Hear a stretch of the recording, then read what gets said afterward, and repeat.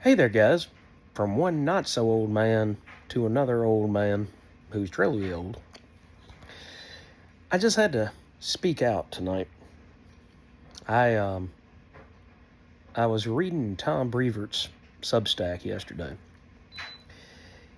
and I'm starting to get an understanding of why the comic industry is in such a state that it is. Back in the day, when I was a young man, voice not quite ready for voiceovers again yet. But back in the day when I was a young guy collecting comics, if they started a new title of Spider-Man, X-Men, Hulk, we expected that title to be around for quite a while. He made a comment yesterday in response to a person talking about how a lot of titles are getting canceled at issue 10. Okay, I get that comic books are supposed to be a disposable income, fun book. Or at least they used to be when they were 75 cents to $1. Now they're $5. So it's done away with a lot of the casual collecting because a lot of people aren't going to pay $5 for a casual fun book that they get done with in 5 minutes, 10 minutes. Anyway, back then, if they started a new title, it was probably going to be with a superstar artist and a superstar writer, and the thing was going to last at least 2 years. I'm thinking at least 24 issue minimum. Okay, they got 23 issues out of RoboCop at Marvel back in the day.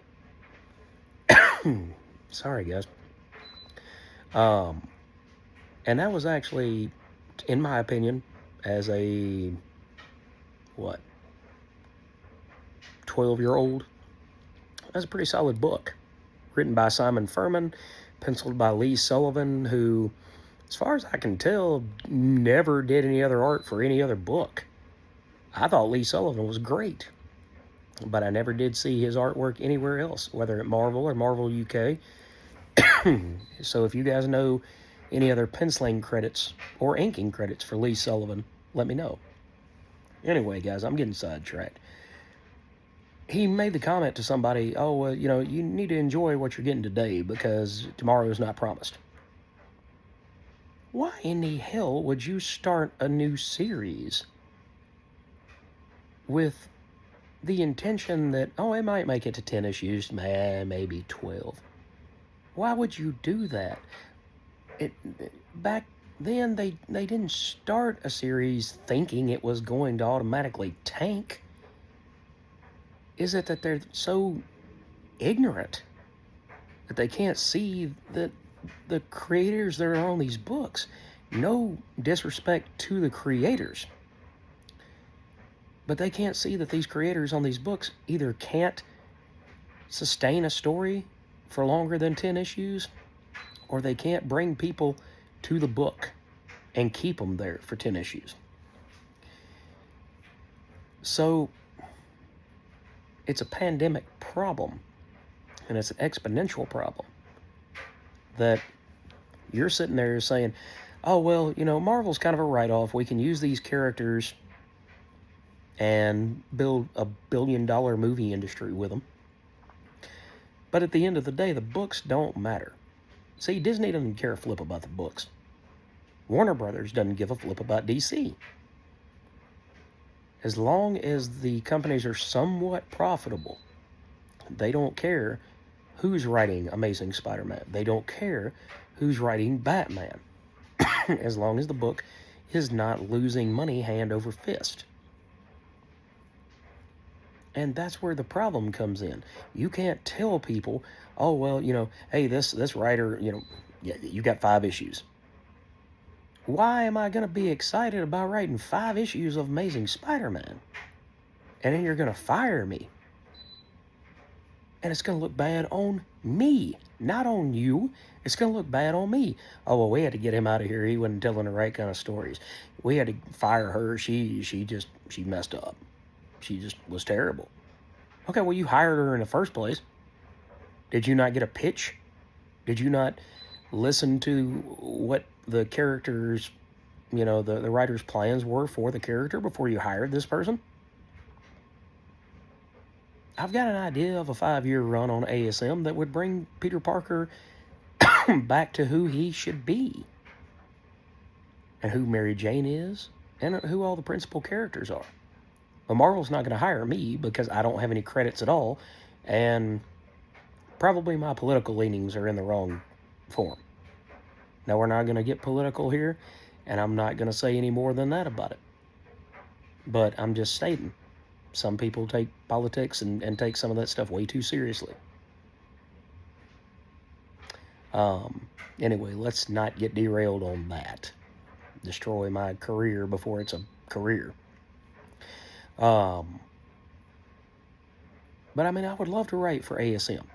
And I would love to write a nice 5-6 year run. 60 to 72 issues. I'd be happy with that if I never touched Spidey again. But I would do my damnedest to not write something that was a 5-parter and say, oh, okay, well, if they fire me with issue 6, I'm okay with that. I'm going to come out swinging every single time. I'm going to come out swinging not because I'm afraid, not because I'm scared, but because I want to do the best job I can for the readers, for the character. I want to honor Stan, Steve, Jack, Joe, and all the ones that came before. I want to honor these people because they put their heart and their soul into creating these characters in the first place.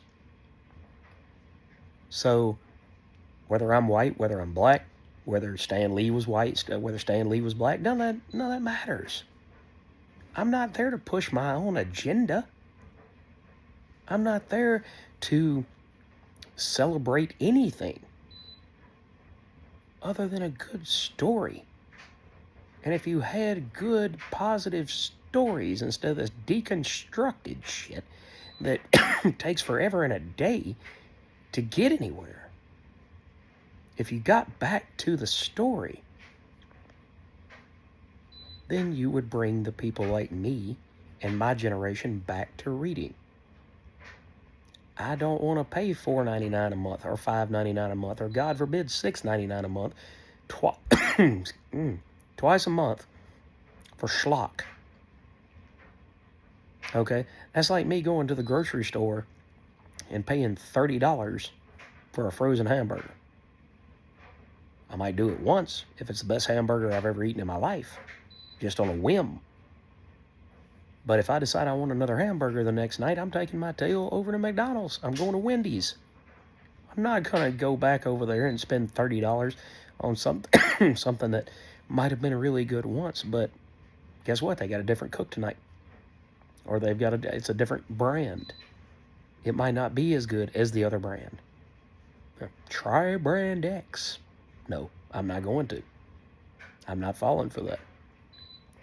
So it pisses me off. It really does. That the people who are supposed to shepherd these characters that we all love and we know, we seem to know them better than they do. And we seem to care. We seem to have a heart for what happens to these characters. And our heart is 10 times bigger and 10 times brighter than the people who are actually shepherding these characters that we love. I don't want to see any books disappear off the shelves. But you know what? I'm reading a lot of more indie titles than I am Marvel and DC these days, and I'm happier for it.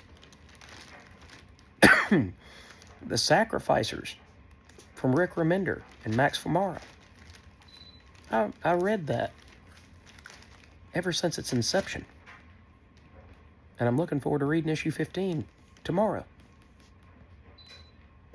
But that's an excellent book. You know why? Because Rick gets to keep the rights at the end of the day.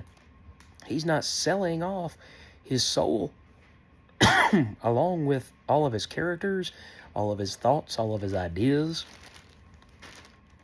for pittance. And two people who can't be bothered to care. Why would anybody really want to go and sell their soul to Marvel or DC? Because they're soulless creatures at this point. They're not the same as what Stan and Jack and Joe and John and Marie Severin and all of them back in the 60s and the 70s created. It's become so much more a machine now. So much more about the bottom line. And the bottom line doesn't stop at $2.99 anymore. And we're not holding the line at $2.99 anymore. We're trying to raise it to $3.99, $4.99, $6.99. I might as well go ahead and take a mortgage out for ASM 1000 for when it comes out, because it'll probably be $25, which is stupid. That's my favorite book. I got started with Todd McFarlane's Spider-Man, but that's my favorite Spider-Man title. But I what are we, about 2 years out from that book at the rate they're going? Maybe 2.5.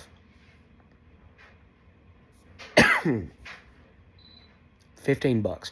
Mark my words. At least $14.99. That book will be at least $14.99. Will I buy it? Probably, because the completionist in me won't allow me not to. But am I going to buy 7 different covers? Am I going to buy a 1 in 100 variant cover? Am I going to literally mortgage my house in order to get 10 different covers for this book? Hell no, I'm not. There's a really, really sweet Patrick Gleason cover for the last issue, the Nick Spencer issues of ASM. I think it was issue 76 with MJ and Peter, and her leaning over him and kissing him on the forehead. I've had that in my watch list on eBay for 2 years now. I just can't bring myself to spend $25 for a cover on a book that was okay. I like Nick Spencer's run for the most part. I really hate that they did away with his ability to do away with One More Day. Because he was trying. He was trying to get there, guys. If he had made it to issue 100, I think he might have been able to pull it off. But the Peter and MJ thing is a whole different thing for a whole different video. That's too big to deal with here. But Tom, if you just don't like people because they have a differing opinion than you, maybe it's time to retire, buddy. Maybe you're just too old and too pissed off and too get out of my yard. You know, because I saw a video today and they said that it was gaslighting. Why would you want to gaslight the people that pay your bills, sir? Why would you want to gaslight the people that keep the lights on at your house? Wouldn't you want to keep them happy? Can you keep everybody happy at all times? No, you cannot. But more often than not, wouldn't you want to keep those people happy by giving them what they want? And not towing the company line? Not always being a company man? Find a way around the stuff that doesn't make any sense, like MJ and Peter not being together. That doesn't make a bit of sense. You can't.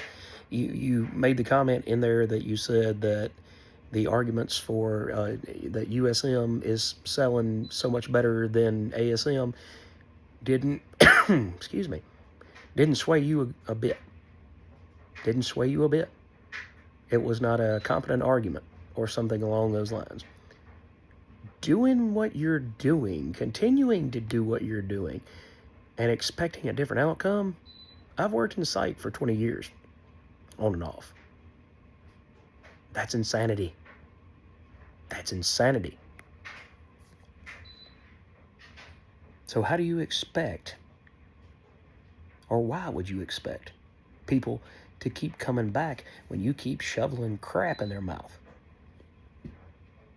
when you destroy the morals and the characterization that has been built for a character for 40, 50, 60, 70, 80 years. Why would you destroy that characterization of that character and then expect us to just eat shit and grin? Why? Because Marvel says that it's the right thing? I'm a grown man. I don't need Marvel telling me what is going on with Peter Parker other than the stories themselves. I don't need Marvel to be pushing an agenda any more than I need my politicians or my next door neighbor or my best friend to push their own agendas. I don't need that. But until we all come together as a comic family and we tell these people to F off, and we start by not opening our wallets and buying the same crap, then nothing's going to change. I wish that there was some other way that it could change. But unfortunately, in this particular instance, you have to vote with your pocketbook. That's the only language that these fools understand. Well, I think that's enough beat on my soapbox for tonight, guys. I didn't mean to be negative, but it just kind of pissed me off when I read that. I don't get I don't get why people would crap in the mouths of the people that feed them. That makes no sense. This is not the Human Centipede. Kids, don't watch that movie. I'm not watching that movie. Anyway, guys, this is Doc, and I'm out. Let me know in the comments below if you agree with me, if you don't agree with me. What is the purpose of comic book characters? Are they supposed to be feeding me an agenda? Am I supposed to be happy about getting crap shoveled at me for 10 issues, and then all of a sudden it's like, yeah, we're done. We're moving on to something else.